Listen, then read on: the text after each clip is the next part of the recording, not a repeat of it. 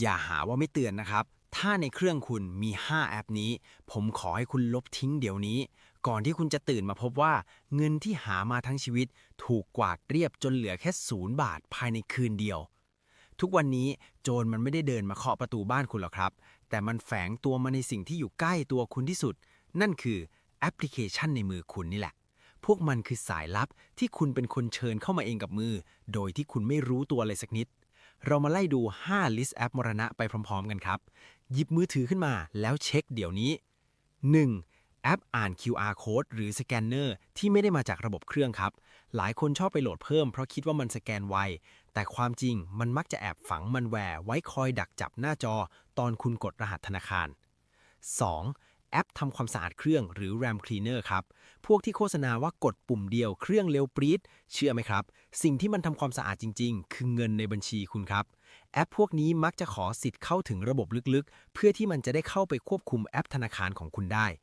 3. แอปไฟฉายหรือแอปเครื่องมือพื้นฐานครับ ลองสังเกตดูนะ ไฟฉายธรรมดาทำไมต้องขอเข้าถึงรายชื่อติดต่อหรือตำแหน่งที่ตั้งตลอดเวลา นั่นเพราะมันกำลังเก็บข้อมูลส่วนตัวของคุณไปขาย และเตรียมแผนปล้นคุณในขั้นต่อไปครับ 4. แอปกู้เงินนอกระบบหรือแอปพนันครับ พวกนี้คือที่สุดของความอันตราย ทันทีที่คุณติดตั้ง คุณไม่ได้แค่กู้เงินครับ แต่มันจะส่งคำสั่ง Remote Control เข้ามาคุมเครื่องคุณได้สมบูรณ์แบบ ต่อให้คุณปิดแอป มันก็ยังสั่งงานได้จากทางไกล และ 5. แอปแปลงไฟล์หรือแอปแต่งรูปที่แจกฟรีตามลิงก์ใน Facebook หรือ LINE ครับ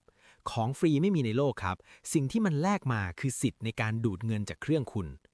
ความน่ากลัวที่สุดคือแอปพวกนี้มันฉลาดครับ มันจะไม่ลงมือทันที แต่มันจะนั่งเฝ้าดูคุณเหมือนวิญญาณตามอาฆาต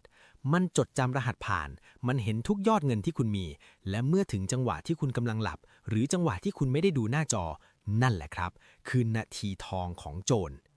ผมขอเตือนจากใจครับ ความสะดวกสบายเพียงชั่วครู่หรือของฟรีเพียงนิดเดียวไม่คุ้มเลยกับเงินทั้งชีวิตของคุณ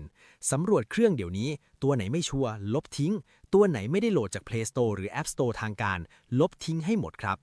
แชร์คลิปนี้และแท็กเพื่อนของคุณมาเช็คด่วนอย่าปล่อยให้คนที่คุณรักต้องตกเป็นเหยื่อเพียงเพราะคำว่าไม่รู้ใครเช็คแล้วเจอแอปไหนแปลกๆพิมพ์แชร์ไว้ในคอมเมนต์หน่อยครับเพื่อเป็นวิทยาทานให้คนอื่นไม่โดนหลอกรักษากระเป๋าเงินของคุณไว้ให้ดีปลอดภัยไว้ก่อนครับ